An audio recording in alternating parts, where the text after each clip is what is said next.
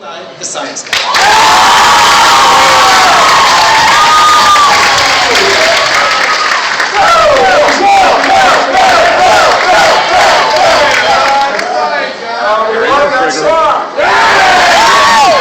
Good to see you all. Look at you all here. There's some mice. There's a lot of people with cameras. It's good to see. Am I the only guy wearing a bow tie? I think I am. That's sacred territory. Why wear the bow tie doesn't slip into your suit, doesn't flop into your class.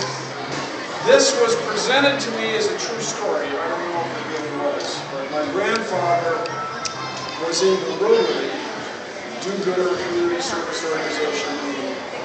They had a convention in Philadelphia and he had to wear a tuxedo. He rented a tuxedo. Even in those days, 1905, he rented a tuxedo. And it came with a tie and he didn't know how to tie the tie. So he just went to the hotel room next door, knocked on the door, excuse me, can you help me tie my tie? The guy said, yeah, lie down on the bed. And as I said, as a kid, they told me this was a true story. So my grandfather is said to have lain on the bed and the guy tied a perfect knot. And my grandfather said, thank you. Why do I have to lie down on the bed? The guy said, I'm an undertaker. I know how to do it. Just saying. Anyway, you guys, we're here for Underwriters Laboratories. Who has not heard of Underwriters Laboratories? Right on. Who has heard of Underwriters Laboratories? Yes.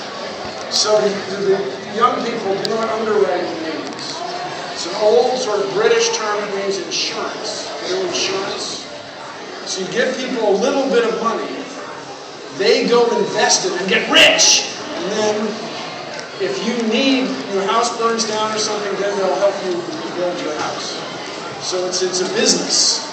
Most people who get insurance don't use it. But once in a while, you need it. Huge business. Have you not heard of a car insurance company? Who hasn't these days? All right. So Underwriters Laboratories is a test stuff for insurance companies to make sure that they burn in a controlled and happy way. You need 3 things to burn, but today we need a 4th thing. We need a volunteer. Woo! We need a kid. Wilson. But I'm in charge. I'm thoroughly in charge. All right, now, woman in gray, girl in gray. What's your name, do you know? Sarah, you have an H or no H? I think Sarah has an H. Sarah, this is the fire triangle. Can you hold it up for everyone? Get up there, get downstage as we sit in the business. Sarah, speaking loudly into my microphones, what are the 3 things we need to have a fire? Those are the 3. Heat. Fuel. Oxygen. Really, it lights up in dimmer light. It lights up. And then you get a flame. Flame. So Sarah, this planet is unique. Why? That is pretty doggone good, Sarah. Good. Yes. And the reason it can produce fire is because it has. Yes, Sarah, who are you? Sarah, you're making my day, girlfriend. This is fabulous. I say girlfriend for comedic effect. So we have oxygen, and the oxygen came from living things. It came from plants. Without that, we got no oxygen, we got no fire as we know it. I watched the SpongeBob. He's underwater, he's got a fire, that's a different deal. This is real. So, fuel.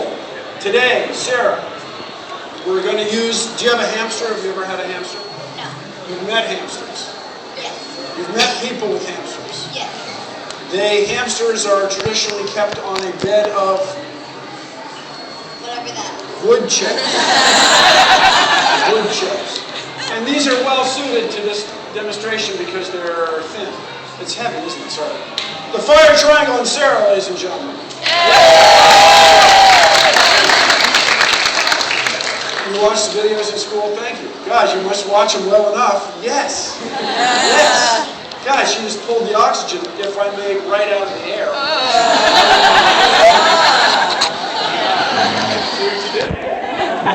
All right. So, we have Rob from Underwriters Laboratories, who is properly suited for this dangerous demonstration involving fire. Rob doesn't wear a bow tie. It's a relaxed company. They focus on their goals. He's business casual. Yes, Rob, business casual. So the wood chips are fuel. You may have known that wood burns. You may have seen wood burning. Then we will have oxygen, because this flask, this is called a distilling flask. It also resembles, anyone what style of flask? A Florence flask. Thank you. Kids, it's the school. You know what it is? Growing up, just the earbuds, the playlist. They don't know Florence flask in their own wear. It's all right. It's okay. Don't worry about me. It's okay. There's air in there which bears oxygen from living things, and what we need is heat. And we can get heat from our burner. I will wear the safety glasses to prevent instant death. And we have some matches here. Rob has opened the valve. Have you opened the valve? He's opening the valve. Seconds away, moments away. Okay, it's going. So let's boost it, Rob. Boost it good. That's it's well. All right, you boosted well. It's an adverb, but I was paraphrasing the popular song. Open the valve, Rob. Open the valve. More valve. I guess we have a breeze in here. I think we handled this a little bit. Regardless, boy, it was going so well seconds ago. Are you messing with the valve? It's the kids. It's the schools.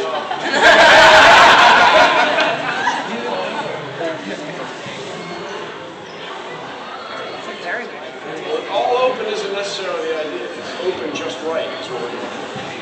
So what happens is, you may be familiar with lighting matches and holding them to pieces of wood, and then you think, well, the flame got on the wood and the wood started burning. But it's actually more subtle than that. Has anybody not heard of a backdraft? You've heard of a backdraft? Never heard of a backdraft. You ever heard of a smoke explosion? Well, let's talk about it, shall we? So, what actually burns, when most materials burn, what's really burning is a gas. Even if it's a solid object like a wooden log or your school, it is a gas that's burning. So this is open all the way. Believe me, ladies and gentlemen, we checked this seconds ago. I think what's happened is this oxygen window has gotten too wide. There you go. Oh yes, Mr. Bond. There we go. No, that's what it was. So I'm going to lower this just a schmink to get it. Schmink is a Nibonic term that I use quite a bit to represent a small amount. It's not a dollop, that's a liquid. The schmink is generally a distance. So anyway, what happens is the wood, influenced by the heat of the burner, turns to a gas. Then the gas comes out this distilling flask neck, which you'll see goes a little bit downhill, and that helps it hold some gas in there. Oh, really? And then, oh, there it goes. God, there's quite a breeze in here. No, really, it's trouble. So I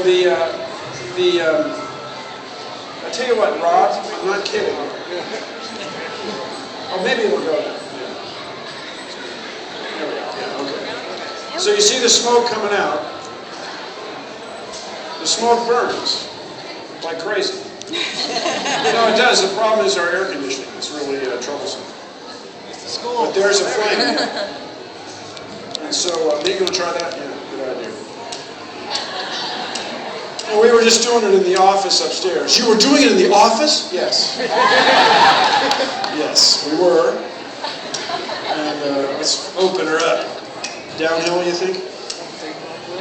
This is done, they do that for safety. But see how the air conditioning's blowing that butane flame? I got an idea. Let's turn the whole thing downwind.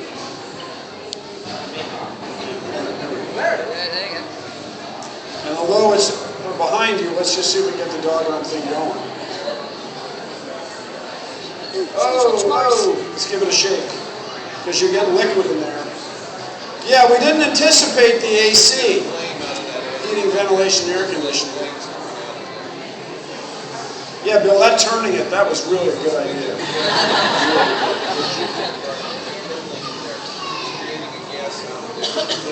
Oh boy, Bill. There's also water vapor given off. If any of you have a gas stove at home, when you first start the saucepan, it usually gets condensation on the outside, and that is from liberation of water and combustion. Well, I think that's all we're going to get in this AC. I'm sorry, you guys. But you get the idea. Yeah, Bill, really good.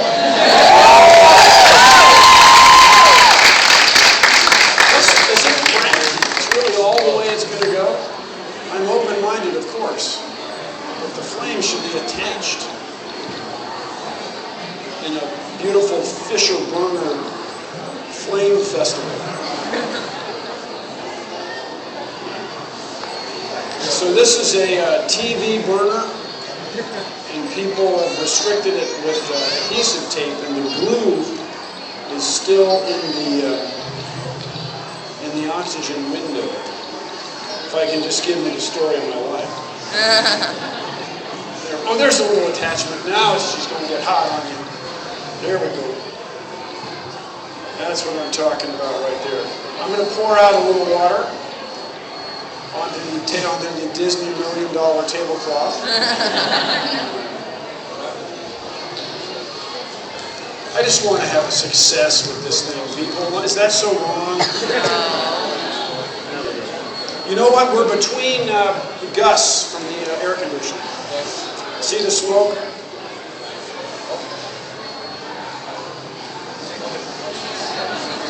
Yeah, so it blew the match up. No, it did. Let's get. Where's your? See if Uncle Bill can do this now. What's the trick? How was I able to do it before? Uphill. Oh yeah, like that. Get it near there. See what it is. Well, I mean, he's got it going. But unfortunately, now the flame is overwhelming, and this blew out. No, but that's a lot of air conditioning to blow out a Fisher burner. I mean, it's like blowing out a car engine. All right, everybody. Yeah, so Bill will come down and he'll do the demonstration really fast. It was so great. Everybody's going to be so impressed. Show us, Rob. Lean in there. I know. It's welcome to my world. Yeah. Now, there's a little drop of the water there.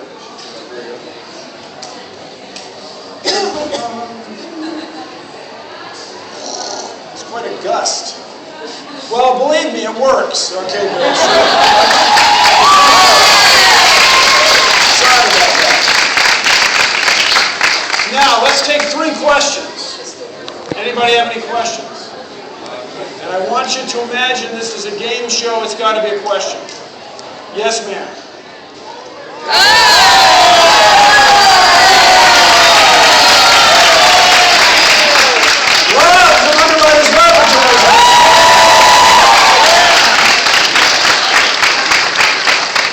Patience is a virtue. It is. It's good. So what's her question? Can you interpret man in red hat?